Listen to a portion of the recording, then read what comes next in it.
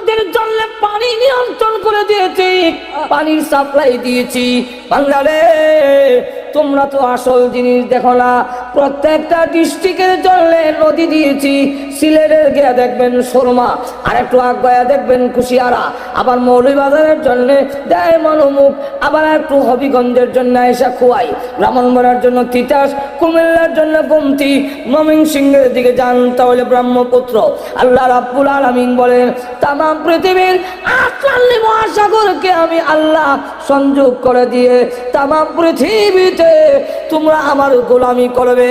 তাই আমি আল্লাহ তামাম পৃথিবীর পানির যাতে অসুবিধা না হয় প্রত্যেকের এলাকায় এলাকায় পানির সাপ্লাই পৌঁছাইয়া দিয়েছি।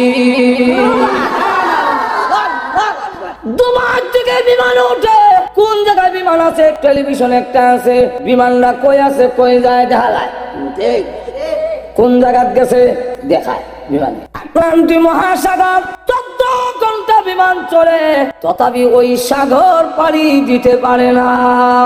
আটলান্টিক মহাসাগর সবগুলার সাথে যোগাযোগ রেখে পানি পৌঁছাইয়া দিলাম খালে বিলে। তোর ক্ষেত দিবে, তোমার কাজে লাগাবে, ফসল করবে, আমি আল্লাহর গোলামি করবে। বাংলারে আমি আল্লাহ পানির সাপ্লাই দিয়েছি। আবার কোন নদীর মধ্যে উপরে হলো লবণাক্ত নিচে মিঠা, অথবা উপরে মিঠা নিচে লবণাক্ত, এই কোন বান নাই, শুধু একটা হুকুম, পানি রে ও লবণাক্ত পানি মিঠা এলাকার যাইস না, আমার বান্দা অসুবিধা হবে, সে আমার ইবাদত করবে।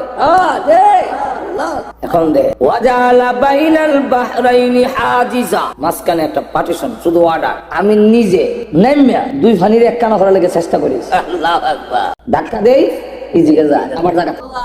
আল্লাহ জোরে এখন আল্লাহু আকবার। আমার অস্তিত্ব খারাপ, এরপরে যদি অবাধ্য হও, এরপরে যদি আমার গোলামি না করো, এরপরে যদি গান বাজনা লিপ্ত হও, এরপরে সব কিছু লিপ্ত হও, কঠোর শাস্তির ব্যবস্থা আছে। এখন লক্ষ্য করে দেখেন, মিঠা পানি লবণাক্ত পানি, মিঠা পানি রাখছেন আমরা খাইবার লেগে, আর লবণাক্ত পানি কেন? তাফসীর কিতাবে লেখেন লবণাক্ত পানির কারণ হইল ওই যে কুত্তা বিলাই গরু ছাগল মরে, লাশ মানুষ হত্যা করলে যায়, নদীটা ভাসায় নেয়, নিয়ে লবণাক্ত পানির মধ্যে ঢুকাইয়া তার প্রয়োজনটাকে নষ্ট করে দেয়, যাতে আবহাওয়া দূষিত না হয়।